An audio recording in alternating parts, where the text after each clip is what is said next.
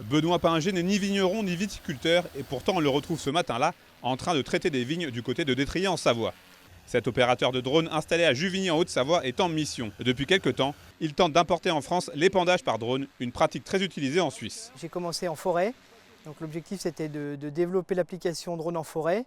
Et je discutais avec mes collègues qui étaient dans la viticulture, en chambre d'agriculture, et ils m'ont dit qu'il y a un réel besoin d'apporter une solution dans les fortes pentes avec peut-être cet outil. Et en creusant un peu, en effet, il y avait une demande.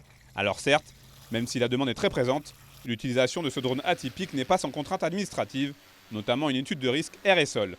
D'un poids minimum de 42 kg, l'appareil doit être immatriculé comme un avion, mais une fois ces difficultés contournées, son utilisation peut s'avérer très opportune.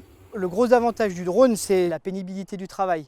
C'est-à-dire que là encore, c'est encore mécanisable en chenillard, mais il y a des zones qui sont totalement manuelles, où là, le drone a vraiment sa place.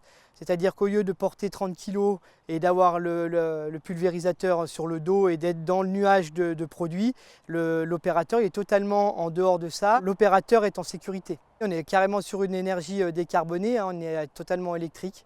Adrien Berlioz, vigneron savoyard depuis maintenant 15 ans, est un des clients de Benoît Pinger.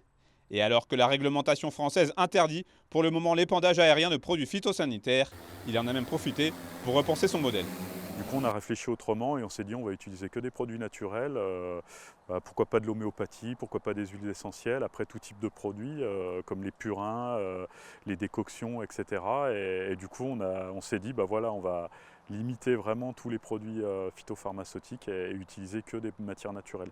En sachant qu'ici aussi, on est sur une zone où il n'y avait pas de vignes, donc on ne voulait pas dévier un peu le départ environnemental avec, on imagine, des cervidés, une grosse biodiversité. Donc on s'est dit, parfait, on va vraiment travailler le plus naturellement possible.